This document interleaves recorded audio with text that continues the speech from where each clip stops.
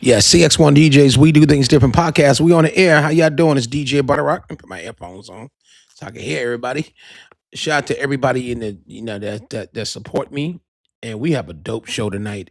I'm gonna need everybody to invite their friends and family. This is a show that if you in the industry, you trying to be in the industry, you want to be in the industry, and you can see all the dirt and all the shit that comes with this industry. This is the show for you. You might don't want to miss this show. This untold story is it took us 3 months to do. Um and out of that 3 months, a month and a half to get everything cleared with all the people involved. So this show right here, 99% of this shit is only the 1% is allegedly. That's the shit that we got in that we gotta say allegedly on for legal purposes. But this show right here is to me, I'm in my journalist bag. I'm a DJ, and actually, I'm gonna get into the situation how I met Chris Lighty. We're gonna get into that to this, and we're not even gonna play around tonight. This is a real deep, untold stories, and I'm gonna need everybody to get their tissue together. We're not even gonna joke around tonight. That's how serious tonight is. I'm gonna give time for everybody to get in here. All the so-called supporters. See, Chris Lighty had a whole bunch of people he helped. Y'all ain't hear me. I'm gonna preach tonight on this untold story. And if y'all know who I am, I'm DJ Butterrock, CEO of Cx1DJs, CEO, owner, and founder of We Do Things Different podcast, Cx1DJs. We Do Things Different podcast, trademark, LLC, all that good shit. E&E Entertainment Management. See, I own a management company, so I know the heart and the work that I do to manage artists. We manage a bunch of artists and DJs, and we got rid of. We only manage one artist now. Now what we do, we managing companies, t-shirt printing companies, and podcast companies, and we partner up with a lot of other people. So that's what we do. Shout out to everybody checking in. And I think the iHeartMedia logo is underneath some of the comments. I can't see some of them, but if you hear, shout out to TCAP, shout out to DJ Money. I'm gonna give everybody time to invite their friends and family. I know some people like they eat. I'm cooking dinner. I'm doing this. I'm trying to invite your people on, man. This is the deep show. This is what I want you to do. TCAP, because I know you're a manager. You might want to invite other managers and other regular execs that you know, like Levi, producers. This is the show for you people that's trying to get into this music industry. The good, bad, and the ugly that come with it. So everybody say they want to be in this music industry. You can't be in this music industry without the fucking knowledge. Being I'm a fucking manager, and Chris Lighty was a fucking super manager. All you so-called fucking managers need to be on here to learn. You're gonna learn something. You're gonna learn something. My relationship with Chris Lighty in Violator Management, my relationship with a lot of this shit, me being in the music industry.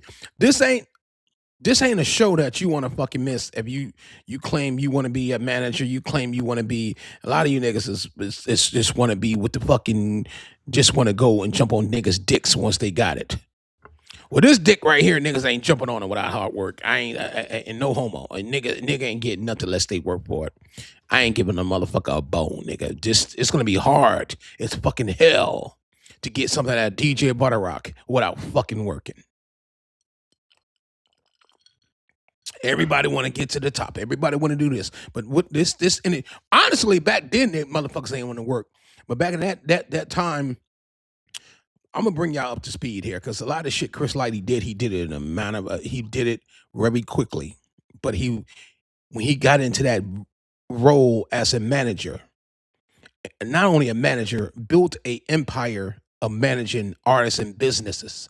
He didn't just manage artists. This young man, King, RP to him, managed businesses.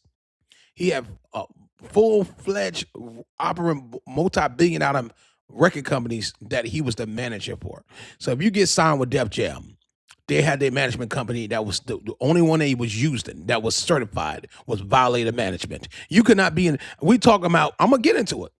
Your Google searches like everybody. Oh, he doing Untold story. I'm gonna Google motherfuckers. You Google searches don't fuck with my PR shit that I got here.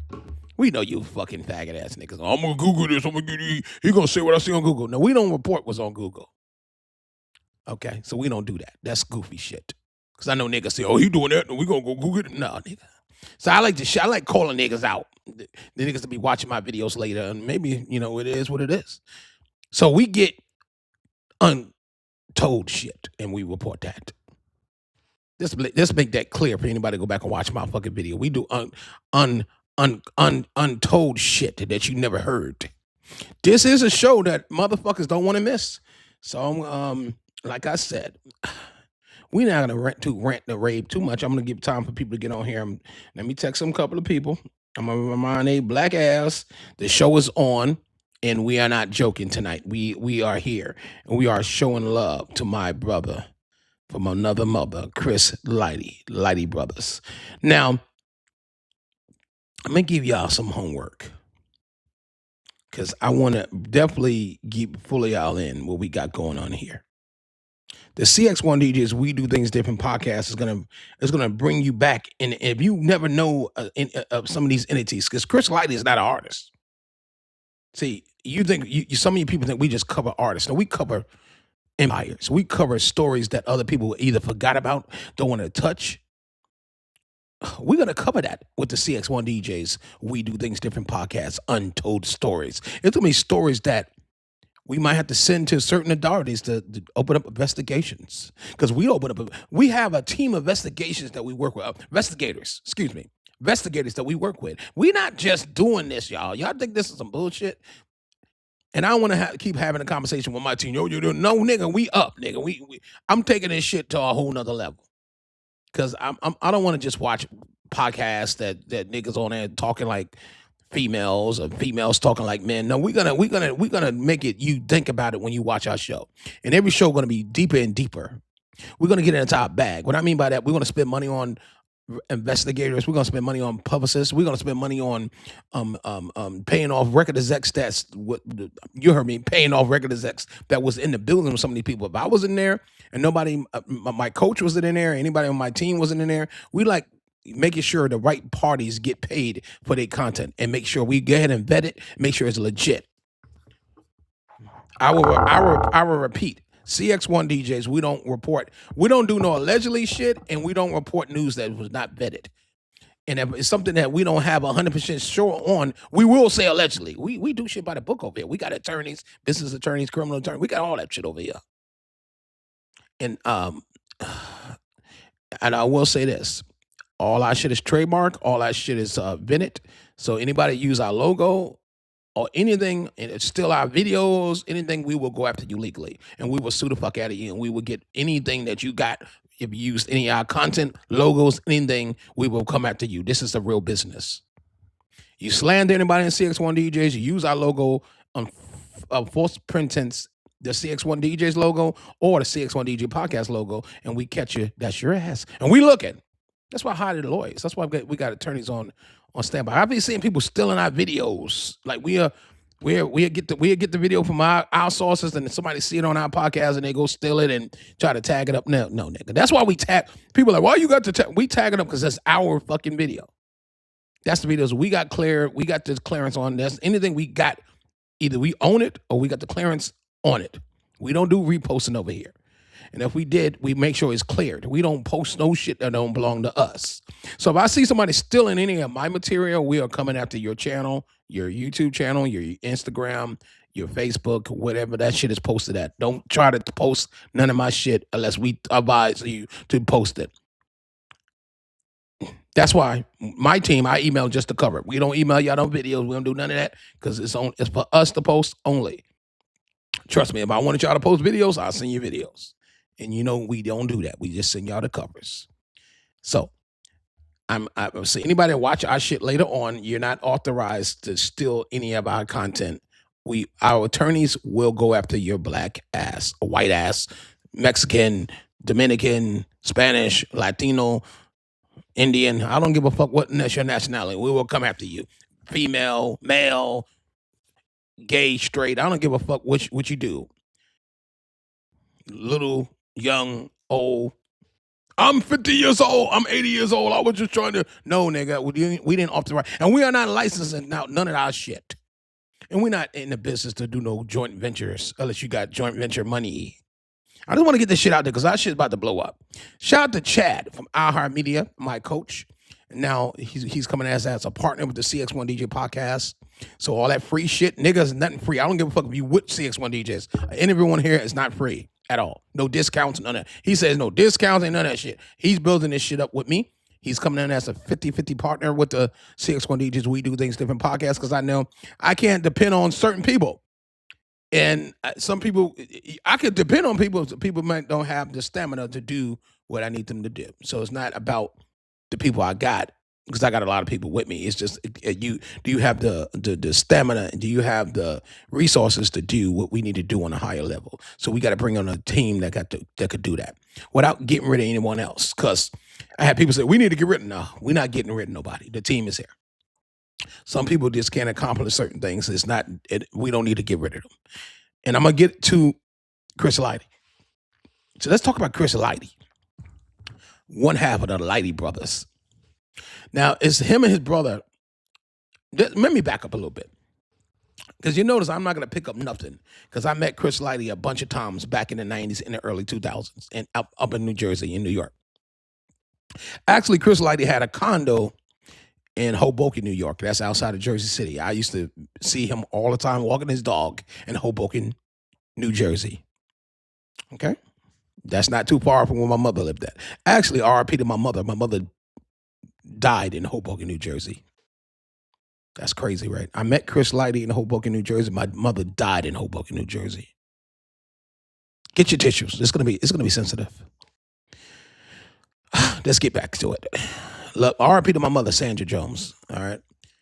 So I met him in New Jersey. He was already, we're going to talk about 2000, right, just way before September 11. He was a very approachable person. He was walking his dog. His brownstone condo, whatever you want to call it, was down the street from the train station. You get on that PATH train. You take that Hoboken train to New York. You take it to Times Square, 14th Street. You know, true story for you, not New York, New Jersey people. If you from up north, you know what I'm talking about in Hoboken. So I met him, and I actually believe he was walking the dog. And one thing about Chris Lighty, he will get on the train to go to New York, to the city, to his office. And that's one of his brownstones or condos, whatever you want to call it, he had. He had multiple properties. So I met him, and we talked briefly about. Actually, he was like, it was 2000, year 2000. He was like, yeah, we're gonna be at the Sound Factory bar. He invited me to the Sound Factory bar. All right, so all my New York heads, you know where the Sound Factory bar at. So we Untold Stories. So that's my one reaction with him. And did I go to the Sound Factory bar? I did. He invited me. I went, and I met Kwame. I met DJ Red Alert. Well, I met Red Alert a bunch of times. I met Busta. Busta Rhymes was there. Who else I met there? I met Kwame, Busta, DJ Red Alert. Actually, it was DJ Red Alert's birthday. It was his birthday party. And Red Alert was on Kiss FM. He was doing his birthday party there. It was Chris Lighty, Red Alert, Busta Rhymes, and Kwame. Them are the only people that I remember. We talk about 2000, man. That shit way before September 11. Well, a year before September 11. It was a dope party. It was VIP. Like I was used to VIP shit. Like I tell all my people in Cx1DJs, we don't do nothing unless it's VIP. If it's not VIP, we can't do it. We just can't do it. So anyway, so the party was dope. Took pictures. Back then it was no camera phone. Shit was the regular bullshit ass camera. You have your videographer there. And it was a dope ass event. Everybody was in Hollywood. Everybody took pictures. Busta took pictures. Kwame took pictures. Everybody was there actually vibing at this industry event. And was DJ Red Alert birthday party. Old school, legendary DJ Red Alert from Kiss FM. Yeah, so that was cool. And it was no, and at that time, 2000, I already had an album out with Columbia Records. It wasn't no, hey, let's get a record deal. It was more vibing.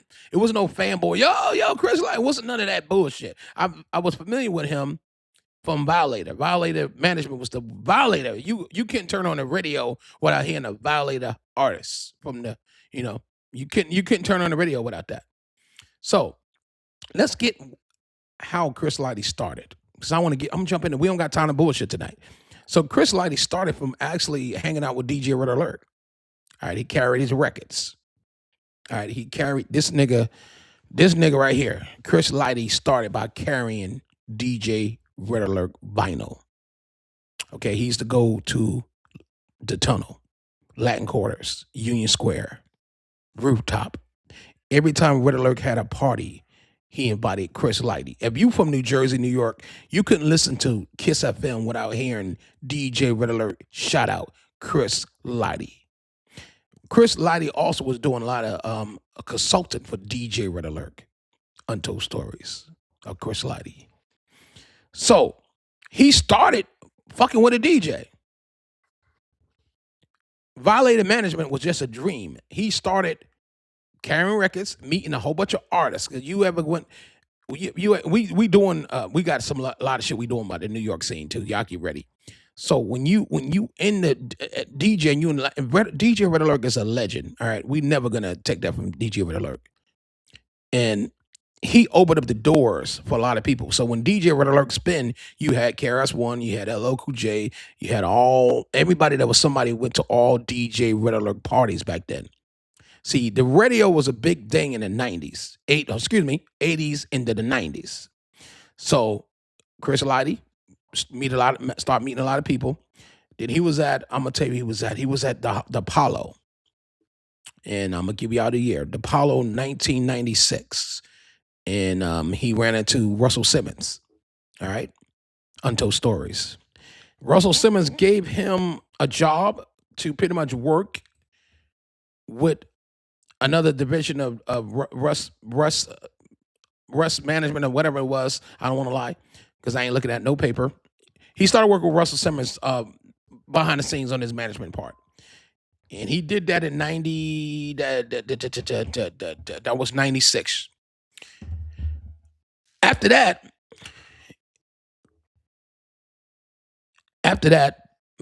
he pretty much continued to network in New York City, and he ran into a beautiful, beautiful chocolate brown skin queen, and a rising star in the music industry, and her name was Mona Scott. And y'all should know Mona Scott as the founder of Love and Hip Hop, the brand.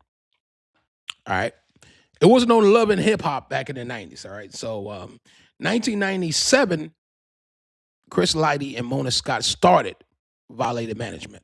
It was just the two of them. Y'all ain't hear what I just said. From all that carrying records in the 80s and beginning of the 90s, it took years. It took over 7 years because he was carrying records for DJ Red Alert in 89. Don't get it twisted. Chris Lighty been on the scene since 1989. I want nobody to fucking forget. Don't get it twisted. So he started carrying records for Red Alert. He's from New York. And I want to make it clear, Chris Lighty's from New York. Born and raised in New York. All right, so he started carrying records in 1989, and he kept going. 89 to get his first break in 96 is a long time to get your wings, you know, to get your start in this music industry. So he met Mona Scott. Him and Mona Scott started managing. The first thing he did when he launched his management company. Let me ask y'all something. Do y'all know the whole point of being a manager? That some of you sucker hating ass motherfuckers don't know that DJButterrock got the sauce. I've been a manager. I've been managing Punkenfoot since she got into the music industry in 2008. Chris Lighty was still living in 2008. I did so much. I did artist development. We invested money in E Entertainment Management, my management company. We invested money, time, resources. So housing, which I'm still doing that. A lot of stuff managers do that people don't know. It's like a babysitter. So Chris Lighty, him and Mona Scott together started. And people didn't know Mona Scott had something to do with Violator Management. Yes. Who the hell fuck you think started it? I just thought Mona Scott was with Love and Hip Hop. Most of these record execs and most of these people that you see in the spotlight today didn't just start because you heard of them. Okay? Did you hear what I said? People that's watching and people might watch later on. The people you hear, oh, I don't know. No. Mona Scott been in the game a long time, as Benzino. But we will get into that Benzino and Mona Scott story another time, not today. Not on the Chris Lighty Untold stories. That's some deep shit with Ben. Shout out to Benzino. That's a good nigga. I know that nigga. The Sauce Magazine Benzino. Rapper Benzino. We're gonna have a conversation with Benzino behind the scenes. That's my guy. We was buying furniture together. Let's back up to Benzino. We was at the same place. We was at Rooms to Go. Benzino was buying some furniture. Me and Punkin was buying some furniture. We was there with Benzino. Benzino's a good nigga. Shout out to Benzino. Because him and Mona Scott and Benzino know the shit about Chris Lighty as well. We're gonna get into that. We're gonna get into that. Why y'all think I ain't bullshit tonight? I went right into it. We got a lot to talk about. All right, back to this. So Mona Scott and they started the management company. Y'all think management is just about giving you a record deal? Do you think it's... I'm gonna tell you what Chris did it. This is the direction that all managers need to go in. And this is what Chris was doing in the 90s when he started Violator Management. He made sure that anybody he was managing and his brand was managing was already moving. Let me drink some of my fucking apple juice because I'm on a diet. You ain't hear what I just said. I send my link to everybody I know that's a manager, but they too big in their bag and they too much of a fucking haters. But they might be watching other browsers. I'm not even gonna look at hey, guess what? My coach, my new partner, Chad said, fuck who looking, they'll look at it later. They look at it now. We ain't gonna get into that number shit. We're gonna get into the real meat and potatoes. Chris Lighty from Violator Management was a true trendsetter. Let's get that straight. The brother was a true trendsetter. To be a trendsetter, you had to set trends. How can you manage somebody when you don't have nothing to manage? I want that to sink in your fucking mind real quick. You can't manage some shit that you don't got to manage. How can you say you a manager and you ain't managing shit? Everybody say, I'm a manager. But you're not even here to get the education on how to be a manager. This show, if anybody sat there and looked up who I was going to do an Untold Stories on, instead of being a hater, they would have their ass here lock the fuck in. You motherfuckers will watch you later. So let's get back to Chris Lighty. All right. 2000, you keep in mind, 1997, he started Violator Records. Management, then he turned into a record company. The first artist that was already signed to Def Jam. Keep in mind, he came on as a partner and independent contractor with multiple major labels. We're going to get into that. Okay, his first client, Def Jam, I hope y'all remember what I said. Working with DJButterrock, he met Russell Simmons. Russell Simmons gave him a job in Def Jam, one of the divisions of Def Jam. Russell had about 30 different divisions in Def Jam, all right? All right, so LL Cool J was the first client that he gave. He got the Gap commercial. So if you ever go look up the Gap commercial with LL Cool J, that was brought to him by Chris Lighty. Chris Lighty worked that out, worked the deal. He negotiated that for him to do the Gap commercial. With his resources and his connection with Gap, he had the endorsement deal done for LL Cool J to do the Gap commercial, which that brought in a whole lot of money for LL Cool J, which Chris Lighty percentage was 35%. When you could sit there and say, hey, I could deliver. LL say, all right, Chris. Chris said, hey, man, I got a couple of, he went to Def Jam to be one of the management companies. Because if you sign to a major label, the major label cannot manage you. Either you come in there with your own manager or the record label will recommend a management firm for you, which that's what all the fucking labels do.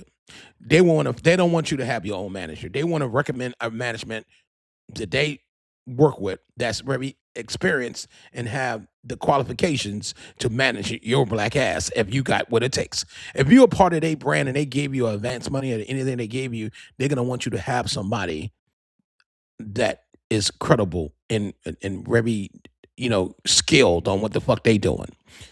Boom. So LL Cool J was the first one. That was 97. Then we have a Tribe Called Quest. They got them a endorsement deal with Sprite. Who the fuck? Come on, y'all. This man was bad. So Violator Management got the endorsement deal with Sprite for Tribe Called Quest, and which he didn't really want to work with the Tribe Called Quest, but he did it, and he definitely got definitely another AT&T commercial for another artist with Def Jam. Busta Rhymes, he got Busta Rhymes the Mountain Dew commercial.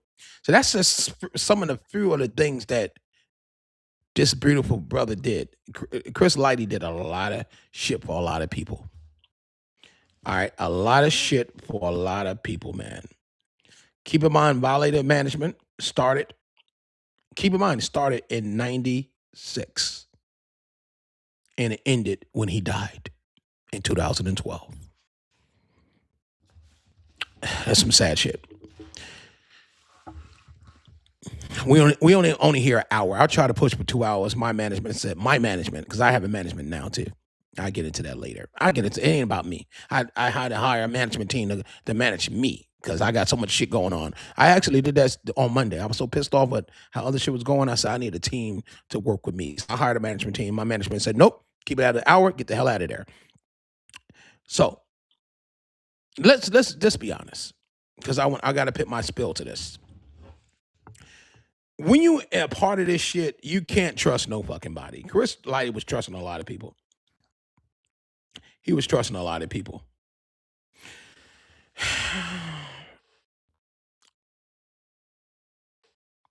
May 8th, 1968, he was born. The Bronx, New York. All right. He died August 30th, 2012 at age 44. Years of being in business, he started his career 1989. It ended when he died in 2012. So sad, so sad, so damn sad, so sad, so sad. Now, let me tell you something. The first artist that he started managing, see, Busta been around for a long time. Busta Rhymes was his first artist that he started managing. Busta been out with leaders of New School. One of the members, Untold Stories, Cx1DJs, I'm going to drop a jewel on your ass. One of the members of Leader New School swung on Chris Lighty at one of the parties that Red Alert was doing. And then one of the members tried to jump him when he would go into his car. This is nowhere. You can't find this nowhere. Classified information, niggas. So this is before Chris Lighty started managing Busta. All right. So at the time, Chris Lighty, without these motherfuckers even knowing, I don't know who broke up that fight, but I know it was not Busta that broke up that fight. My intel told me that was not Busta that broke up the fight when they was trying to fight Chris Lighty outside the club. I won't say the club. I will say the club. It was in Union Square, New York. Out in Union Square, they got in a fight.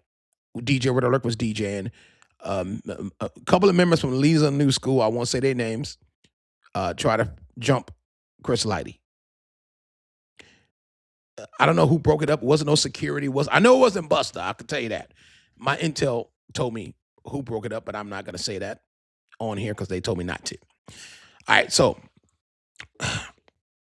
Untold. You can't find this nowhere. All right, so the fight was broken up. Chris got in his car and left. Ho behold, the person, when they was fighting him, did not know that Chris Lighty already did a deal. Because keep in mind, I want y'all to stay with me. Chris Lighty of Violator Management was already working with every major you could name. How the fuck are you fighting? I don't really think at the time when they was trying to fight him, for my intel, they knew that was Chris Lighty. That is, thought this was a nigga that was trying to, punk or some shit. Well, Chris Lighty was not a punk. He was not a pussy. He was none of that. So I don't know if they thought that's what they was. I don't know what they thought that was. He was a punk or some shit. I'm looking at something. That's what I'm stuttering. And I don't know what they thought, but they wasn't dealing with a pussy. So it took two of them to try to jump him. And this members of the leaders of the new school, that was the group that Busta Rhymes was with. Lo behold, unlucky for some of the members of the leader of the new school, Chris Lighty started working with Vibe Records.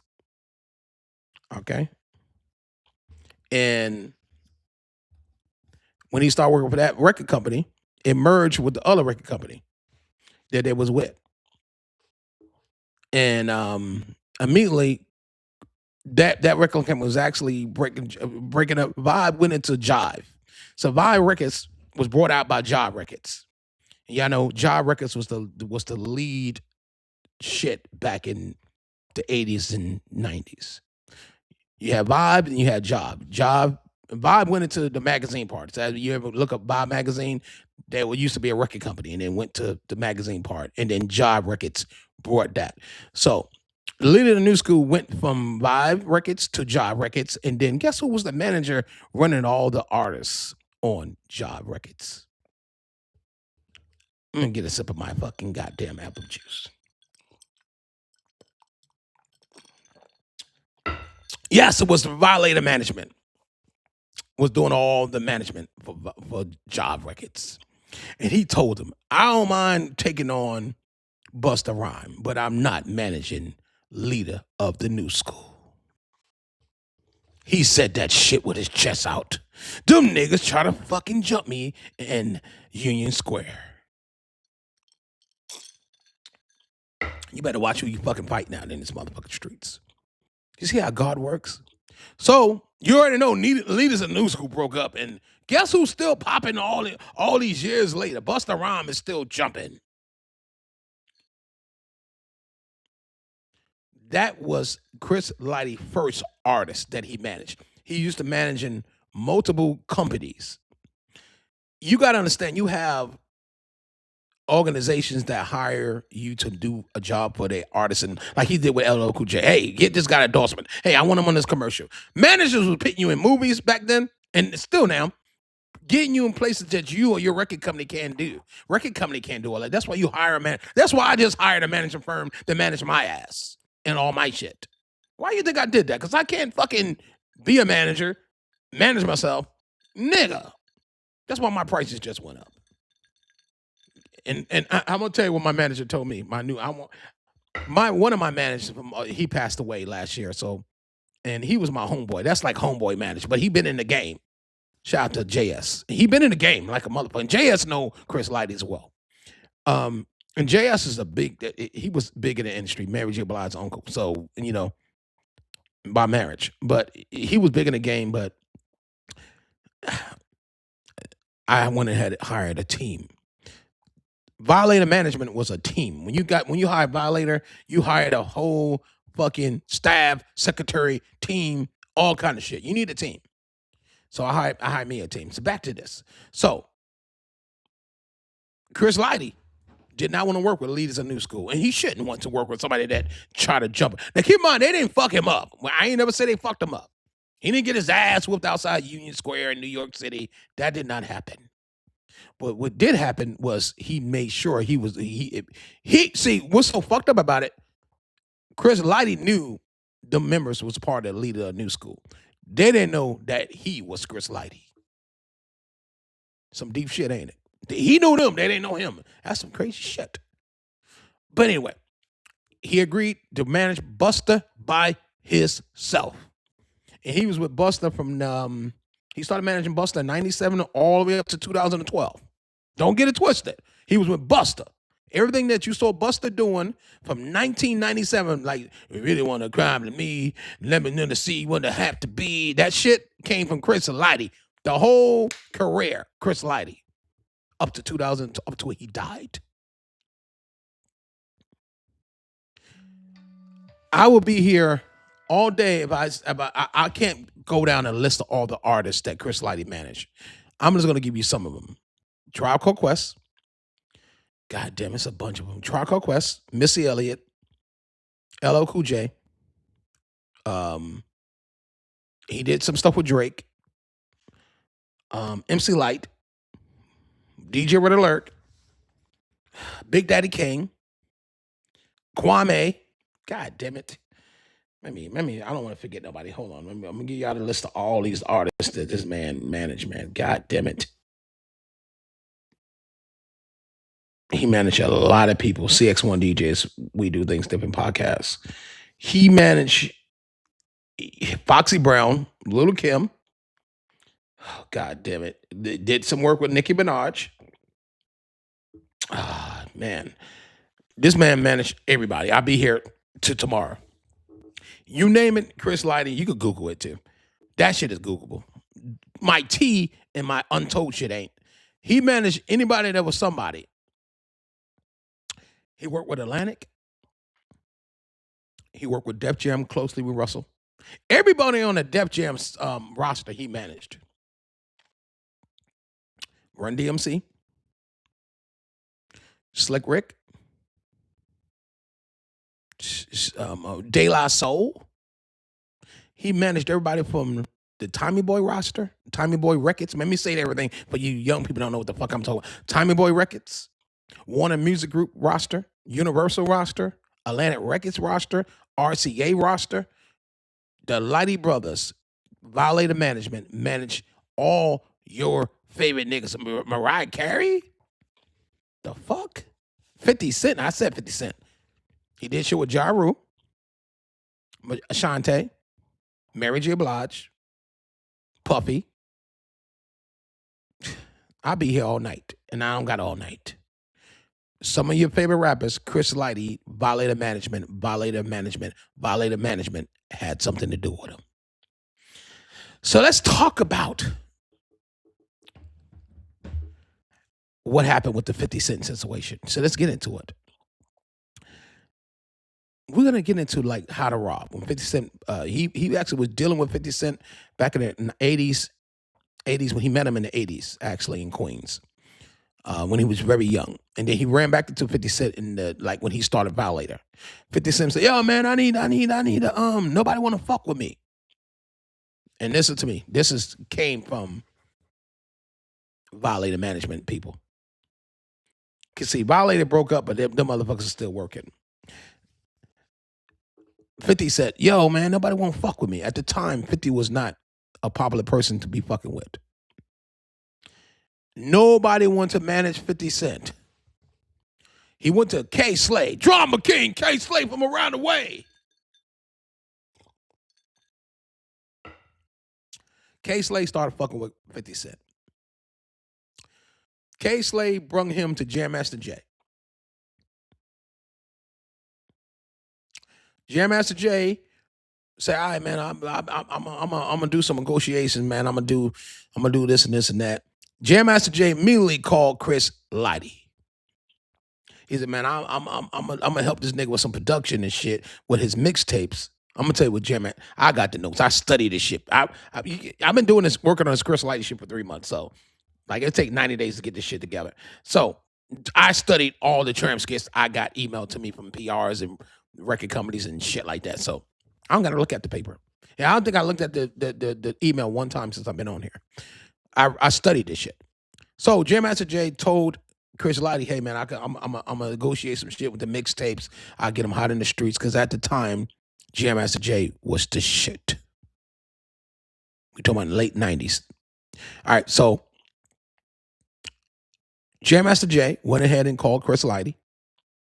Chris Lighty went ahead and started cooking up some stuff in the background. He told 50 Cent to come to his office. I mean, let me make sure I'm saying this right. Yep, he told 50 Cent to come to his office. 50 Cent went to the office. He signed him. He told 50 Cent, "Hey, I want to sign you to my record company." 50 Cent, "Man, I don't know about that, man." You know how 50 talk. 50 was cocky, man. You know, this nigga was a stick-up kid, a robbing nigga. He was a street nigga. So Chris Lighty talked him into, 50 Cent won because he was saying, "All right, man, you don't want to do that." 50 did not want to sign to his Violator records. Because he had management, he had recordings. He didn't want you can't sign both, nigga. You can either sign a recording contract or you can sign a management contract. 50 Cent was smart, and he said, "Nah, I want you to pitch me." Okay, so Chris Lighty went ahead and signed him to the Violator Management. All right. What you gotta understand, he signed with Violator Management right before he got shot. So we talk about he had to go to jail twice. So he signed in Violator Management in 98.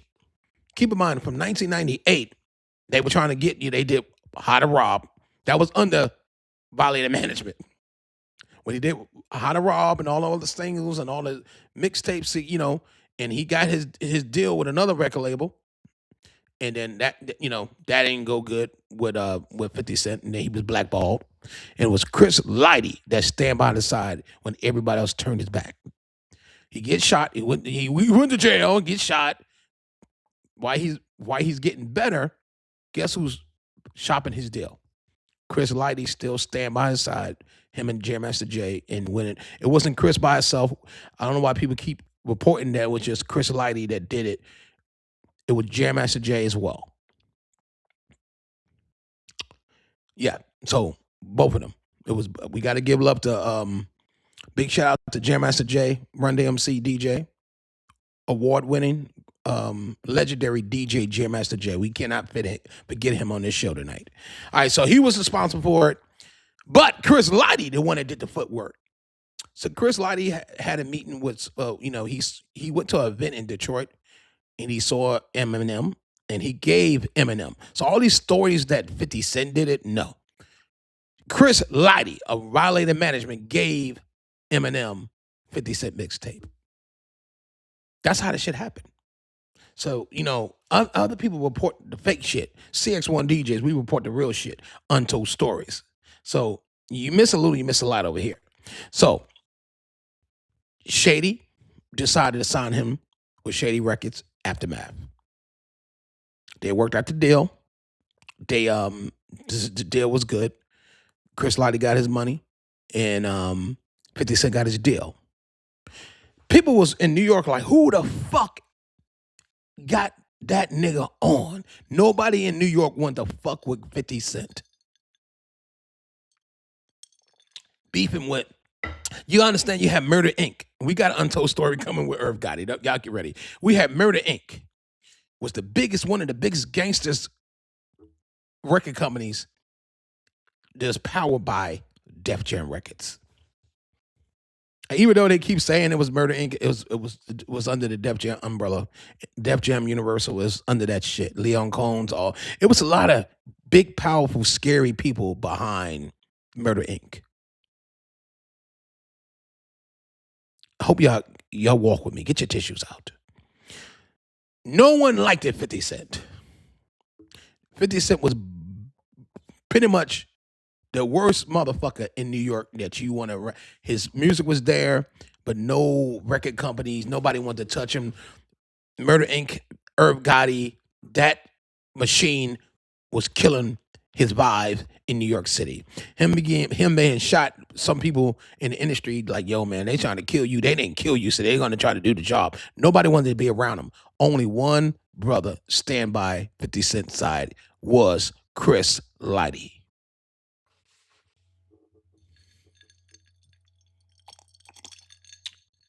Imagine you the public enemy number one, and you have a young management. You have a young manager and his company stand behind you. Let's talk about the Untold story. Let's talk about when some goons broke up and violated the studio and tore up the studio. Untold stories. Right after 50 Cent got his deal signed. Right after Violator Management got 50 Cent the deal with Shady Aftermath, someone came in, violated, and fucked up the whole studio. Untold stories. You won't find that nowhere. Who the fuck was sacrificed? They company, their life, their reputation, their livelihood. Motherfuckers went in and tore up the awards. They tore up the whole, on some goddamn big red shit, tore up the whole studio. Like this is some 5 Heartbeat shit. Luckily, nobody was at the Violator Studios when that shit happened. In that case, never been resolved. They never found out who tore off the fucking the studio and the management company. They broke in the motherfucking tore the whole shit up. Right a week after 50 Cent got his record deal. Untold story of Chris Lighty, Violator Management. You ain't hear that shit nowhere.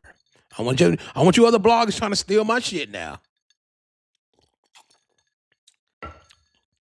So I'm gonna put times and dates on nothing for legal purposes, but I will say this. Oh, it's real.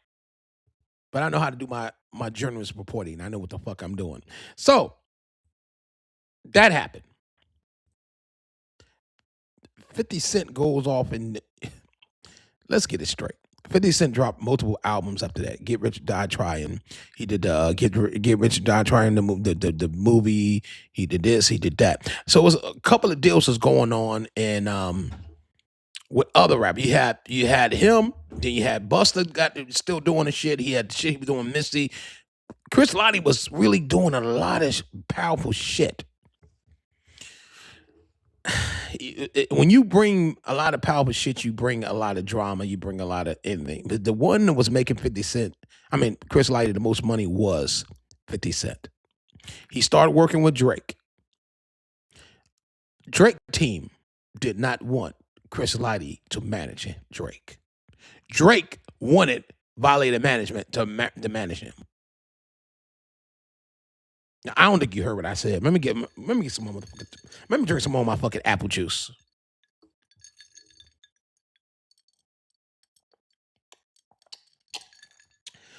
Cx1DJs, Untold Story, Chris Lighty, Violator management.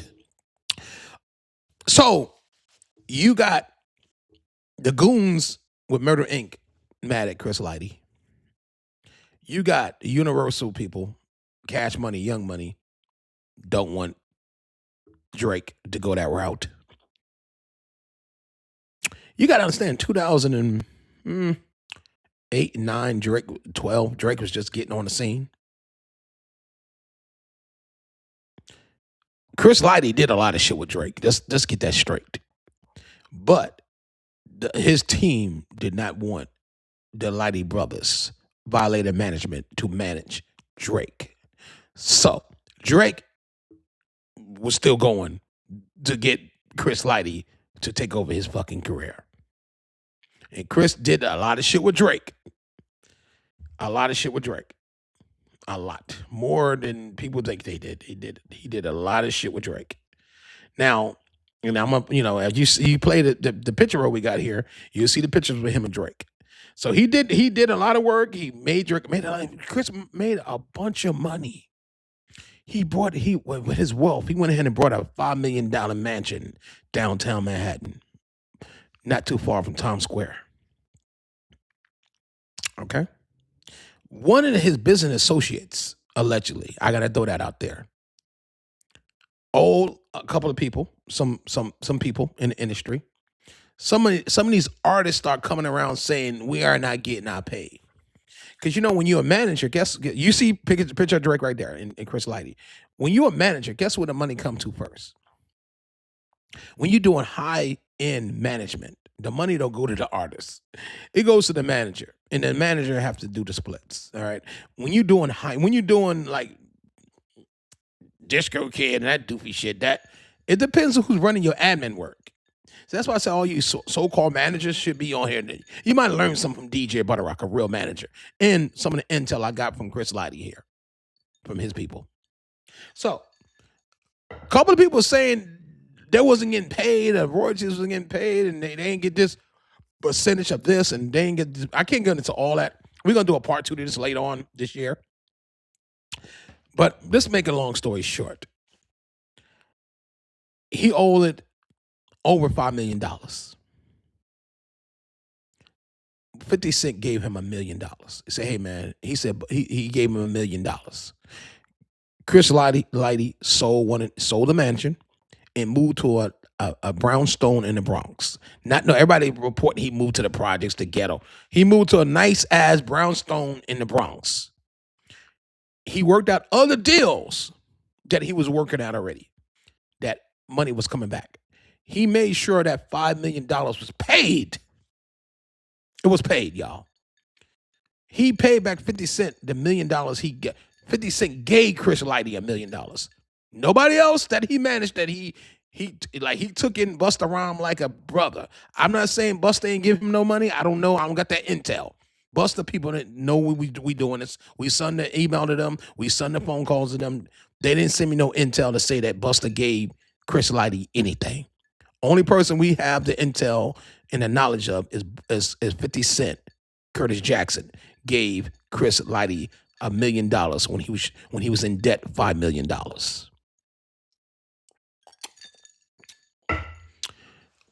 Chris Lighty of Violator Management of the Lighty brothers went and got the money from his professional sources and paid back the $5 million that he owed any company or any artist.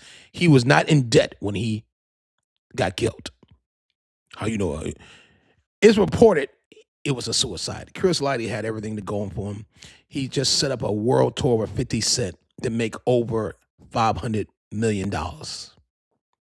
Who would kill themselves when they already got a tour set up for the summer of 2012? It was going to be the summer in months. Who would shoot themselves? Who would kill themselves when they got a multi-million-dollar thing? I would say jealousy and trusting the wrong fucking people could get you killed. It's a lot of artists that I won't mention that was on Violator Management that did not like 50. It was a lot of artists on Violator Management that didn't like how 50 Cent was getting most of the kudos. It was people on a lot of different labels that didn't like how he even gave a fuck about 50 Cent. If you ask me my professional advice, I think it's a mixture of certain deals that Chris Lighty made. That's why he's not here today. Do I think he killed himself? Fuck no. Ain't no legend. Chris Lighty, somebody killed Chris Lighty, made it look like a suicide. And I know the authorities in New York City, the Bronx, the New York Police Department, no goddamn NYPD, no goddamn well Chris Lighty did not kill himself. Did I believe his shit was covered and it was paid off? I believe it was paid off. It was covered. He did not kill his motherfucking self. You Google it, it says he died by suicide. Chris Lighty did not die by nothing. He was murdered. And everybody in this industry know it. Mona Scott know it. Busta Rhymes know it. 50 Cent know it. R.P. to Irv Gotti, that motherfucker know it. Chris Gotti know it.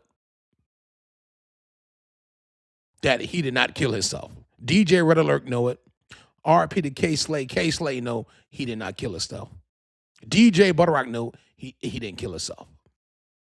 So that's like somebody, I'm doing some business and because motherfuckers hate me. And I get shot. Somebody could tell you, hey, nigga, shoot yourself.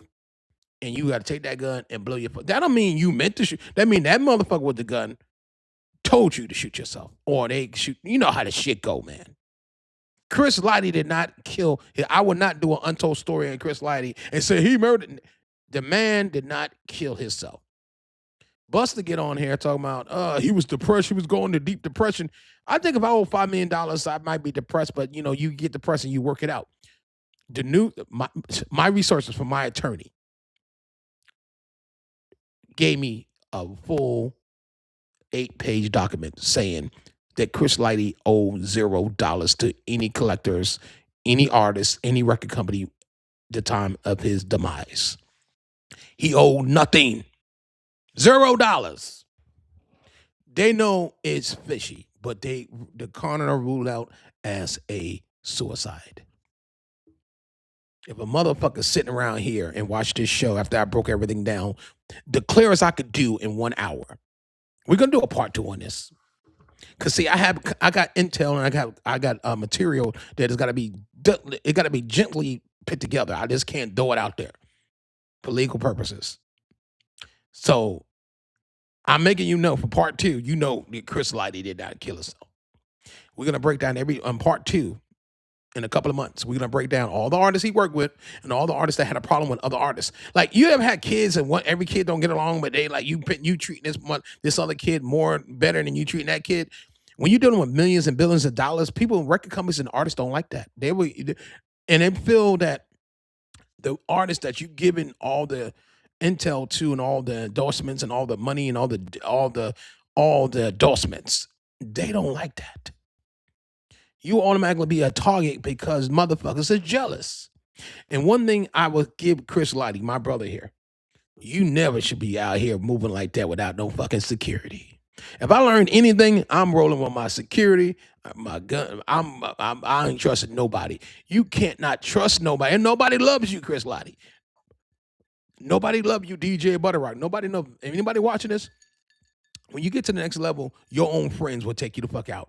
I believe, and the right people that might watch this, I believe one of his associates, it could be inside his company. Because it was some shaking up in Violator management. Everybody wanted to be that one. But I'm gonna watch what I say about certain people, because I'm not gonna say something that is not that. But I think the authorities and they look at everybody, which I'm quite sure they did. But when you have money, you could pay off a lot of shit, so shit won't be out there. All right, he's dead. It was a suicide. Leave it there. No one believes it was a suicide, ladies and gentlemen. Nobody believes Chris Lighty killed himself. We're gonna leave that there. No fucking body believes it. But I notice everybody don't talk about Chris Lighty. This is the first show I saw ever in a long time even talking about Chris Lighty. Some of these major artists, even when Busta got up there and he got his Hollywood Walk of Fame, I don't think I'm gonna go back and look and see if he even mentioned Chris Lighty. And I watched that shit with you, Busta. And I love you, Busta. But I don't remember you mentioning Chris Lighty's name when you got your Hollywood Star of Walk of Fame with your whatever award you won, because it's not about you. So I ain't look at what award it was. But I don't remember Chris Lighty's name even been mentioned when you was up there, Busta. Busta, what it is right now. Busta. I ain't hear it, Busta. I ain't saying you had nothing to do with it. I'm just saying that I don't remember you mentioning when you got all your accolades on stage and you was crying on the BET Awards. Did he ever mention? I'm gonna have to look. Busta, I love you, and I'm saying allegedly. I'm gonna say allegedly. I don't want to get sued. I ain't hear Busta say nothing congratulating Violator Records or management. I don't know. He might have did. He might have did. He might have did. But I like you, Busta. But when I start going down that rabbit hole, start investigating what happened to my brother Chris Lighty, the brother I met in Hoboken, New Jersey in 2000. I start getting pissed. I said, somebody he know killed him. It was a suicide. It was no motherfucking suicide. Stop that suicide shit. This nigga had millions, and he know how to get money. One thing about Chris Lighty, he was a hustler. He was not a buster. He was a hustler. And he was not, he was honorable. Where everybody in the industry was taking from people, making people drink piss and making people opposite of sex have sex with each other. Chris Lighty didn't do that. He wasn't out here having sex with the ladies that he was that was his clients. He was an honorable brother. Not too many people in the industry was like Chris Lighty.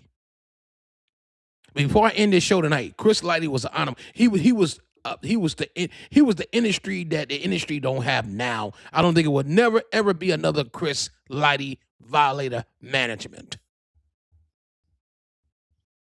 I want to end it and celebrate his life in RIP to Chris Lighty, the king he was.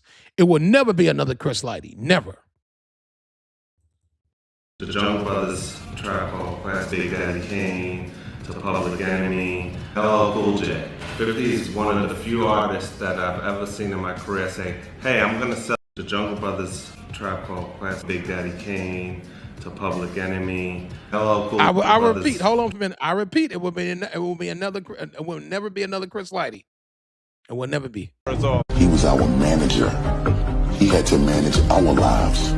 Who was managing his? You can't let another know when you in a up situation, because that man might use that information against you. I don't know if we understood the significance of how serious it was, neither. Busta realized that he was heading down the same path that Chris was. Like, I didn't feel like I could be honest around my kids. I didn't feel like I could be honest around people that I was in business with. And I had the pressure of still having to function. And I needed to talk to somebody and try to help get a navigation to help me reach to the destination that I needed to reach to get up out of that and get back to my happiness and my peace of mind. And it's therapeutically beautiful for me, because I'm finally in a space in my life where I'm comfortable enough to share it.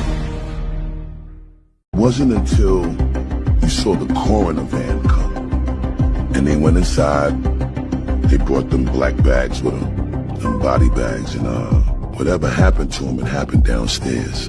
because that's where his body was. The medical examiner has ruled the death of hip-hop mogul Chris Lighty is a suicide. The first thing I see is he owes $5 million, and he doesn't owe $5 million.